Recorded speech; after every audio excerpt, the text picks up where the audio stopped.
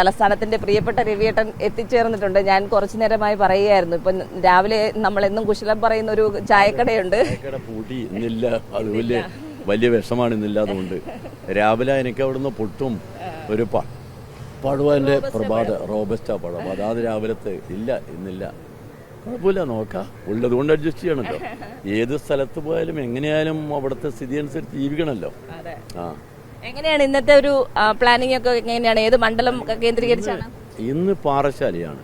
പാറശാല നേരത്തെ ഒരു ദിവസം നമ്മൾ പോയതാണ്, വീണ്ടും പോവാം. പാറശാല പോയ സ്ഥലത്തല്ല, അതിന് മറ്റു സ്ഥലങ്ങൾ. നമ്മളിപ്പോൾ ഒരു മണ്ഡലത്തിൽ 3 ദിവസം പോകുന്നുണ്ട്, 2 ദിവസം പോകുന്നുണ്ട്. പാറശാലയ്ക്ക് 3 ദിവസം ഉള്ളതാണ്.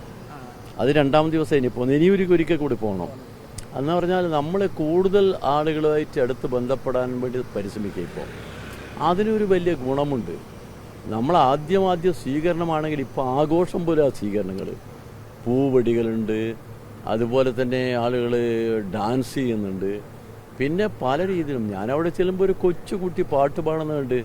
ആ പാട്ട് പിന്നെ ബലികുടീരങ്ങൾ എന്ന പാട്ട് പാടിയപ്പോൾ എന്തൊരു ഒരു ആവേശമെന്നറിയാം. അപ്പോൾ ഇതൊരു ആഘോഷരാവ് പോലെ. കാരണം ഈ ഭരണാധികാരി വർഗത്തിന് നീചമായ പ്രവർത്തനങ്ങൾക്കെതിരായി കിട്ടിയ ഒരു നല്ല സന്ദർഭം ഉപയോഗിക്കാൻ അവർ തീരുമാനിച്ചിരിക്കുന്നതിൻ്റെ മലയാളം ഇത്. കേന്ദ്ര ഗവൺമെൻറ് ഇത്രമാത്രം ജനങ്ങളിൽ നിന്ന് ഒറ്റപ്പെട്ട ഒരു ഗവൺമെൻറ് ഇല്ലല്ലോ. ആ ഗവൺമെൻറ് ചെയ്തികളെ ജനങ്ങൾ അത്രമാത്രം വെറുക്കുന്നു. ആ ചെയ്തികൾക്കെതിരായി ജനങ്ങളുടെ പ്രതിഷേധം പ്രകടിപ്പിക്കാൻ കിട്ടിയ ഒരു ചാൻസ് അവർ ഉപയോഗിക്കുന്നത്.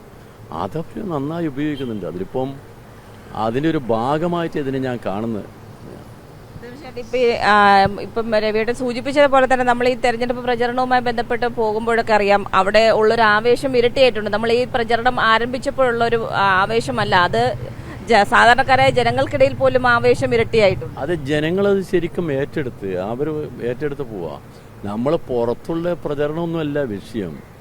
ആ ഏറ്റെടുത്ത് പോകുന്ന ജനങ്ങളും ആവേശമൊക്കെ കത്തിക്കാളുമ്പോൾ നമ്മൾ എതിർ സ്ഥാനാർത്ഥി ഒരാൾ, അയാൾ വലിയ മാന്യനാണ്, ലോക പരിജ്ഞാനമുള്ള ആളെന്നാ.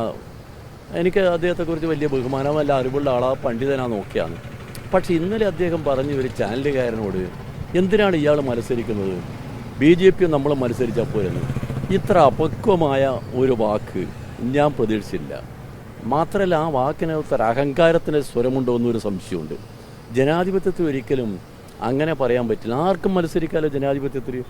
തെരഞ്ഞെടുപ്പിൽ മത്സരിക്കുന്ന ആർക്കും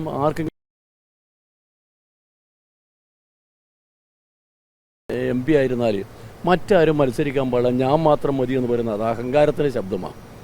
അത് വളരെ അപക്വമായി പോയി എന്ന് ഞാനിപ്പോൾ പറയുന്നുള്ളൂ, വേറെ കൂടുതലൊന്നും പറയുന്നില്ല.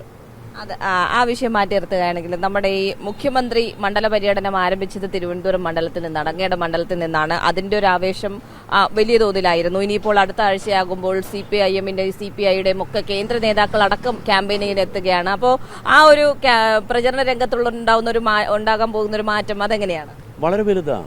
കാരണം അതിൻ്റെ ഒരു ഗുണം എന്ന് പറഞ്ഞാൽ പിന്നെ പ്രധാനമായും 2 പാർട്ടികളാണല്ലോ മുമ്പിൽ.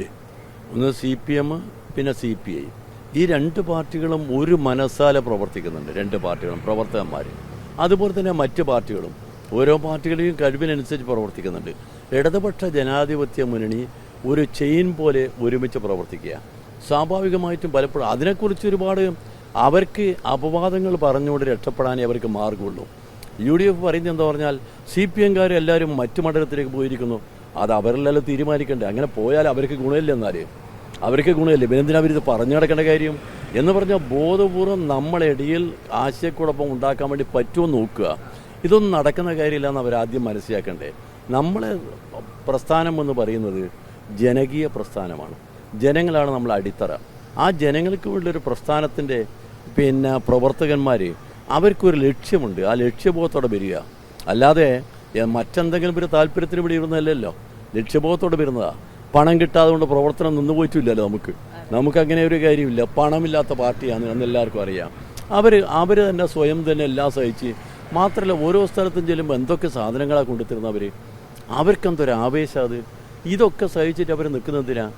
അവർക്ക് ആത്മാർത്ഥമായി പ്രസ്ഥാനത്തോടുള്ള ഏറ്റവും വലിയ കൂറാണ് കാര്യം. അതിപ്പോൾ ഞാൻ ഓരോ സ്ഥലത്ത് ചെല്ലുമ്പോൾ കാണിക്കുന്ന ആവേശമില്ലേ, പ്രത്യേകിച്ച് CPM-ലെ പ്രവർത്തകന്മാർ എത്ര ആവേശകരമായിട്ട് അവർ ചെയ്യുന്നത്. എന്താ അവരുടെ പ്രവർത്തനങ്ങൾ. എന്നിട്ടാണ് നമ്മുടെ നാട്ടിൽ മുഴുവൻ പ്രചരണമാണ് അവർ. ഇത് തമ്മിൽ CPM-ലെ പ്രവർത്തകന്മാർ വേറെ പോയിട്ടുണ്ട്. അതുകൊണ്ട് ഇവിടെ അവർ കാര്യമാക്കുന്നില്ലെന്ന് പറയുന്നത് ബോധപൂർവം ഇതുപോലുള്ള അവാസ്തവ പ്രസ്താവനകൾ കൊണ്ടുവരിക, എന്നിട്ട് ആളെടുത്ത് ബോധ്യപ്പെടുത്തുക, അങ്ങനെ വല്ല ഗുണവും കിട്ടുമെന്ന് നോക്കുക ഒന്ന്. രണ്ടാമത്തെ കാര്യം എന്താണെന്ന് വെച്ചാൽ ഇവർ ചെയ്യുന്നത് മത്സരം അവർ തമ്മിലാണെന്ന്. നമ്മൾ തമ്മിലൊരു കച്ചവടമാണിത്.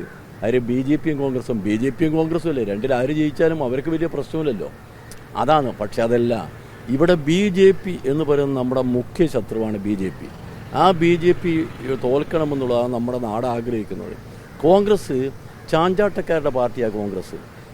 ഇടതുപക്ഷ ജനാധിപത്യ പ്രസ്ഥാനമാണ് ഈ ഇന്ത്യ മുന്നണിയിലെ പ്രധാനപ്പെട്ടൊരു ശക്തി. തിരുത്തൽ ശക്തിയാണ് ഇടതുപക്ഷ പ്രസ്ഥാനം. ഇടതുപക്ഷ പ്രസ്ഥാനത്തിന് പ്രതിനിധികളുണ്ടെങ്കിൽ നേരെ വഴി പോവും. മുമ്പ് നിങ്ങൾക്ക് ഓർമ്മയില്ലേ, UPA ഗവൺമെൻറ്, കോൺഗ്രസ്സിന് അന്ന് മൻമോഹൻ സിംഗ് ഗവൺമെൻറ്റിന് സഹായമുണ്ടായത് നമ്മളാണ് സഹായിച്ചത്. ആര്? ഇടതുപക്ഷ പാർട്ടികൾ. അന്ന് 63 പേരുണ്ടായിരുന്നു. നമ്മളെ സഹായിക്കുമ്പോൾ നമ്മളൊരു കാര്യം പറഞ്ഞു, ചില കണ്ടീഷൻ ഉണ്ട്. ആ കണ്ടീഷൻ നടപ്പിലാക്കാൻ അവർ ബാധ്യസ്ഥരായി. അതാ തൊഴിലുറപ്പ് പദ്ധതി വന്നത്. അതിനുശേഷം വിവരാവകാശ നിയമം വന്നു, അതിൻ്റെ കൂടെ ആദിവാസി നിയമം വന്നു, വനാവകാശ നിയമം വന്നു. അതെല്ലാം നമ്മുടെ കണ്ടീഷൻ്റെ ഭാഗമാണ്. കോമൺ മിനിമം പ്രോഗ്രാമിൽ ഉൾപ്പെടുത്തണം എന്ന് പറഞ്ഞു. അങ്ങനെ കണ്ടീഷൻ വെച്ചുകൊണ്ട് ഈ നാട്ടിൻ്റെ പ്രവർത്തനം ജനകീയമാക്കുന്നതിന് വേണ്ടി വല്ല സഹായകമാവണമെങ്കിൽ നമ്മൾ വേണം. കോൺഗ്രസ്സുകാരന് കഴിയില്ല. കോൺഗ്രസ്സുകാർ ഇതാ ചാഞ്ചാട്ട. ചില ആളുകൾ ഇതിനു മുമ്പ് തെരഞ്ഞെടുപ്പിൽ മത്സരിക്കുന്നതിന് മുമ്പ് തന്നെ പറഞ്ഞല്ലോ, നമ്മുടെ രാജ്യത്ത് പ്രധാനമന്ത്രിയാകാൻ വേണ്ടി പോകുന്നത് സാക്ഷാൽ മോഡിയാണെന്ന് പറഞ്ഞല്ലോ. അങ്ങനെ മോഡിയെ ധ്യാനിച്ച് നിൽക്കുന്ന ആളുകളും UDF-ലെ സ്ഥാനാർത്ഥികളാണ്. അതുപോലുള്ള ആളുകൾക്ക് ഈ നാട്ടിലെ നേരായ വഴിയിൽ എങ്ങനെ പ്രവർത്തിക്കാൻ കഴിയും? നിങ്ങളൊന്ന് ആലോചിച്ച് നോക്ക്. വേറൊരു അടിപൊളിയുണ്ട് ഈ നാട്ടിൽ. ഇനി കാര്യം നടക്കും എന്ന് പറയുന്ന ഒരാളുണ്ട്. ഇനി കാര്യം നടക്കുമെന്ന് പറഞ്ഞാൽ ഇതുവരെ അദ്ദേഹം എന്തായിരുന്നു? കേന്ദ്രമന്ത്രിയായിരുന്നു 5 വർഷക്കാലം. എന്നിട്ട് ഇപ്പോൾ വന്നപ്പോൾ ഇനി കാര്യം നടക്കും. തുടങ്ങിയത് ഇവിടെയാണെന്നറിയോ? തുടങ്ങിയ രസകരമായ കാര്യം അയാൾ പറഞ്ഞ് ഇവിടെ ഒരു ടെക്നോ ഹബ്ബാക്കി മാറ്റും. ഈ കേരളം എന്ന് പറയുന്ന നാടാണ് രാജ്യത്തിന് അഭിമാനമായ ഒരു വലിയ നേട്ടം. നമ്മളെ ടെക്നോ പാർക്ക് മുതൽ നേട്ടമുണ്ടായത്. സഖാവ് VK നായനാർ എന്ന് പറയുന്ന നമ്മളെപ്പോൾ ആദരിക്കുന്ന കേരളത്തിൻ്റെ മുഖ്യമന്ത്രി, അദ്ദേഹം പറഞ്ഞു നടക്കും, നമുക്ക് നടത്തി 1 ലക്ഷത്തിലധികം ആളുകൾ ജോലി ചെയ്യുന്നൊരു സ്ഥാപനമാണ്.